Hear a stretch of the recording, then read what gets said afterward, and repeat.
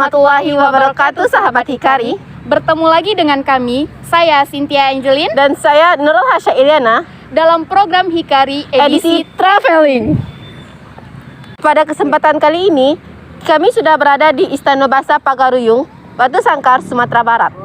Ada hal unik apa sih yang ada di Istana Pagaruyung ini?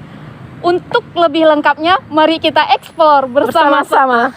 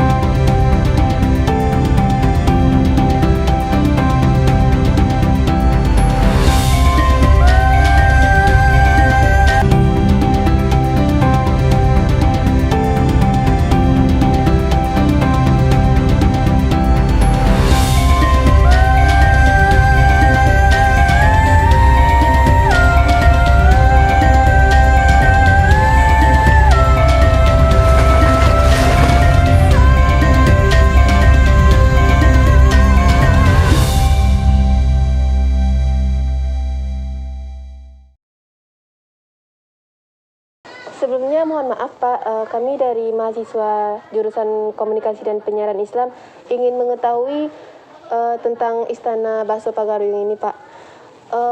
Nama Bapak siapa Pak?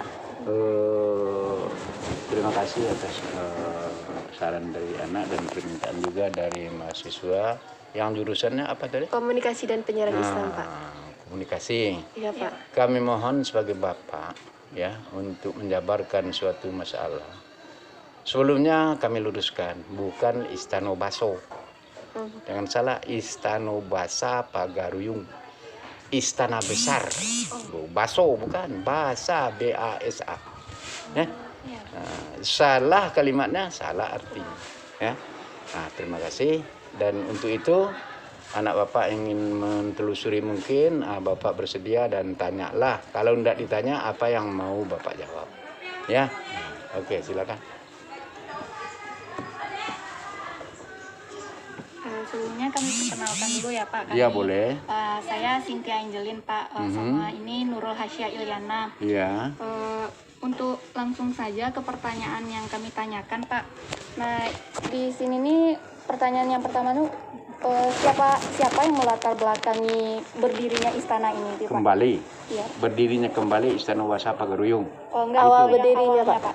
Awal berdirinya. Iya. Konon kalau di dalam sejarahnya yang namanya adat kita Minangkabau yang dinamakan sejarah, istrinya orang Bukit Tinggi, dan untuk koordinator adalah Ketua Kabak Kebudayaan Provinsi Sumatera Barat Haji Jafri Datuk Bandar Lubuk Sakti. Dipanggil 4 jurusan, 3 untuk luar nanti go tambah dengan Kabak Kebudayaan Provinsi. Nanya Pak Arun almarhum yang kemenangan sekarang nih, mana Minangkabau kalian? Coba tunjukkan. Itu tanyanya, mana Minangkabau kalian? Coba tunjukkan kalau kalian orang Minang. 50 kota, Agam, Tanah Datar. Kebetulan Idrus Hakimi Datuk Raja Pengulu, Ketua Elkam Provinsi Sumatera Barat di saat itu. Nah, jadi musyawarah lah semuanya. Didirikan dah istana kalian. Ditelusuri kembali dari mana asal usulnya, yang ada duplikat istana lama gitu ya. Jadi ketemu di Museum Pusat Jakarta. Yang menemukan suami ibu itu Antoni Suwan namanya. Dia di bagian kebudayaan kuliah di UI. Ketemu tapi kecil. Jadi dirakitlah kembali. Waktu itu Menteri Kebudayaan Republik Indonesia namanya Ide Bagus Mantre 1976, dia memblokir Orang Minang ngawur katanya, raja nggak ada lagi. Kok mendirikan istana? Ya kan?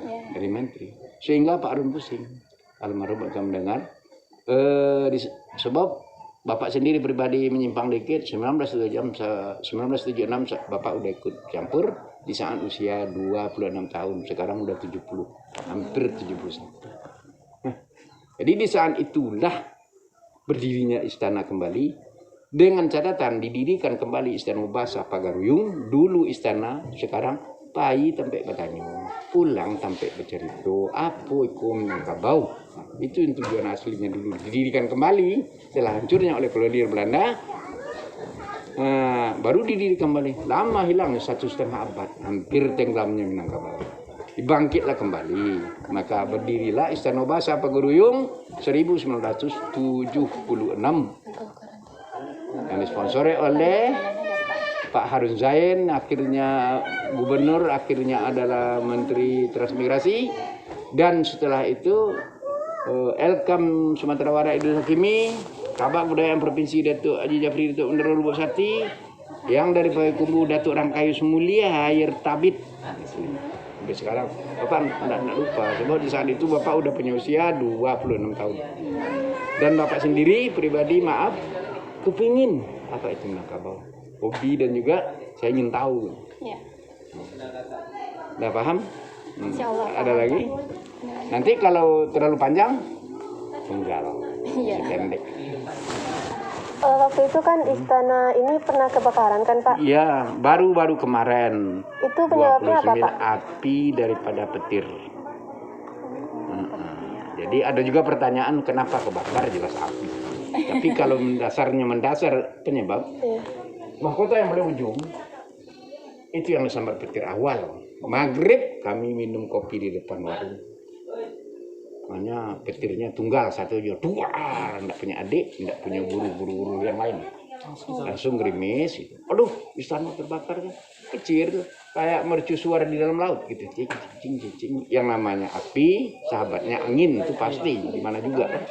Karena di sini gitu, angin laut, langsung aja masuk ke dalam kerongkongan. Kabupaten Kodia, Sumatera Barat masuk damkar semua. Hasil karena yang kuasa berusaha, yang kuasa yang bertindak terbakar juga. Zaman pemerintahnya Pak Sodigu 29 April 2007. Salah dia. Jadi Bapak di sini awalnya 1976 mulai didirikan sampai saat sekarang. Udah terbakar, didirikan lagi, Pak Yun lagi. Pernah generasi bapak-bapak kalian nanya, Pak, apa?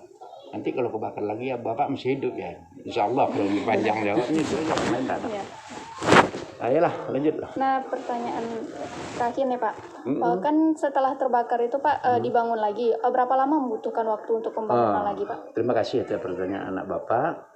Terbakarnya 2007 karena satu hal mundur kembali, datang pertanyaannya, maaf, orang Semandoa, Wapres Pak SBY di saat itu namanya Pak Yusuf Kala, akan dibangun enggak istana kalian? Tanya beliau. Boleh dipastikan iya. Nah ini untuk saya 1M langsung.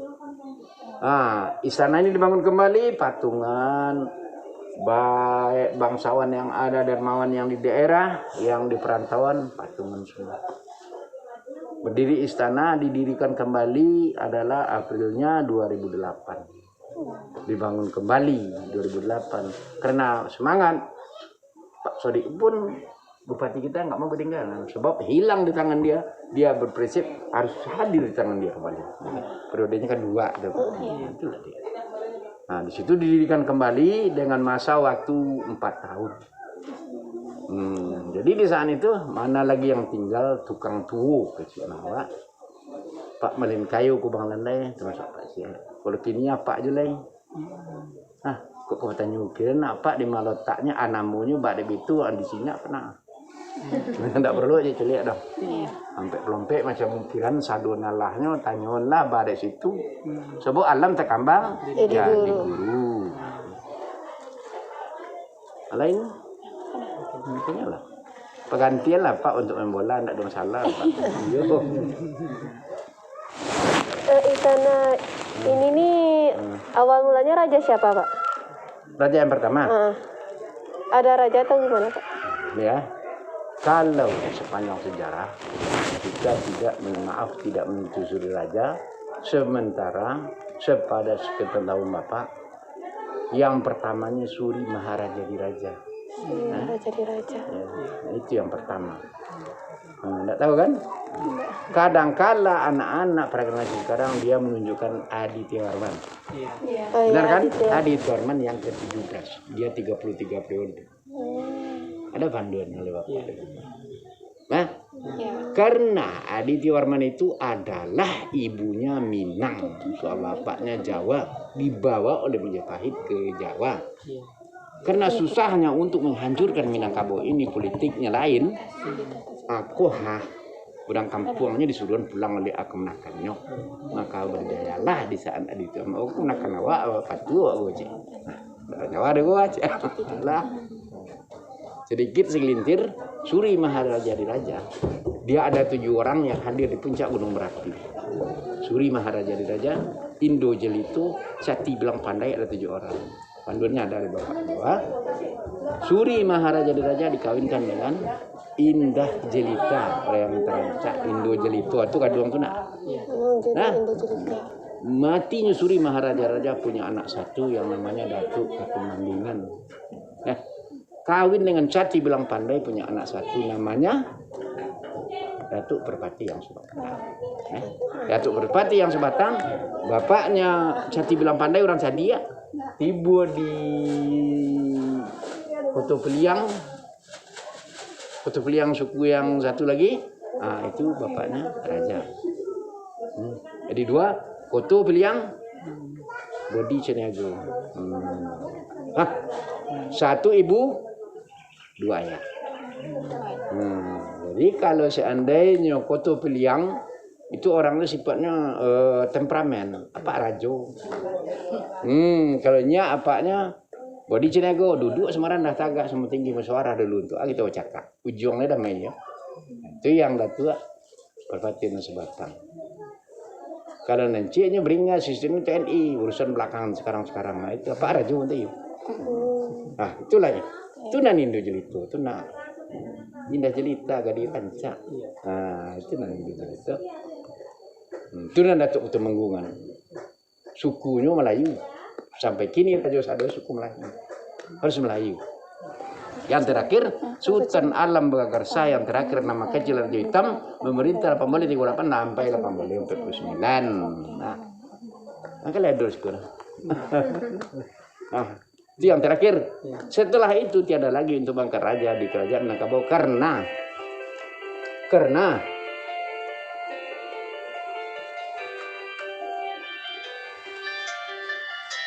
halo, assalamualaikum. Ngantar dulu lagi ada pos ya. Aman lah ya. Yuk. Itulah dia setelah diangketnya untuk Iko.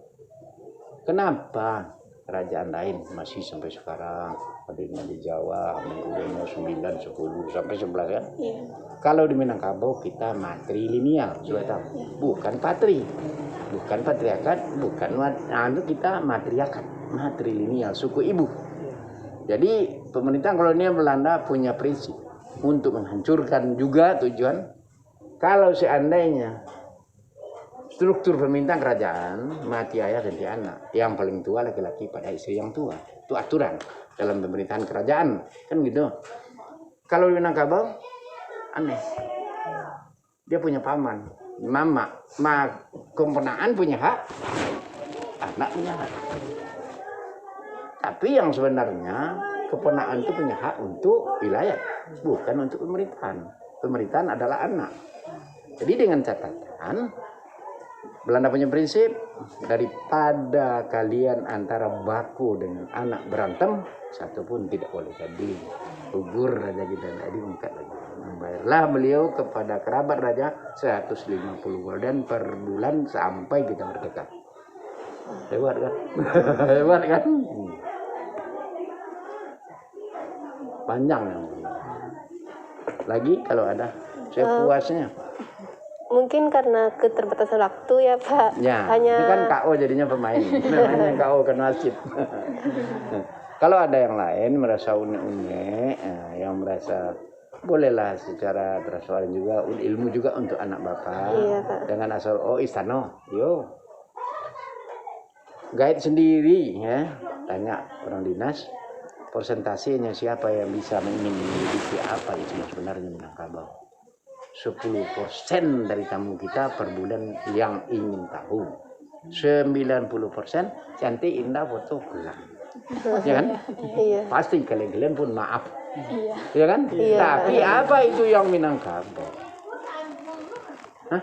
Kasih. Anak tuh sampai gini. Pak, sehat Pak, alhamdulillah. Masih hidup Pak ya. Loh, kamu gitu ya. Kok ada yang tanya lah, kok lelut banget. Itu Pak panjang itu, nyedek dalam nelpon kan. Biasa aja orang itu gajinya. Ya Pak, ada terasa berkait ke pelajaran dulu. Dan sifatnya nanti pergaulan, silakan. Ya ada, coba lah. Yang terasa dati nanti kila di mata kursi nak selesai kadu nak kejana dicuri papan kepada bapak nak sanang mati 9 kilo apa lah macam. Mantap. Jadi gocak jadi.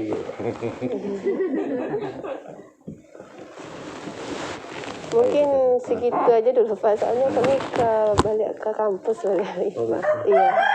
Tidak, gaswat. Terima kasih banyak ya Pak. Harapan Maaf, kami mengganggu. itu ya. Kalau seandainya ada yang meragu masalah wak Minang sebuah itu dari jalur kalian pendidikan, tanyuan jangan segan-segan. Tak boleh lancur Minang.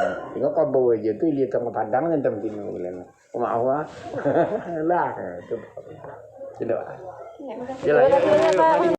Nah, gimana nih sahabat Hikari tentang traveling kita pada hari ini? Menarik bukan? Ternyata banyak budaya di Minangkabau yang belum kita ketahui. Untuk itu, nantikan video kami selanjutnya di hikari.id. Jangan lupa ya untuk like, komen, dan subscribe YouTube kita hikari.id. Terima kasih. Assalamualaikum warahmatullahi wabarakatuh.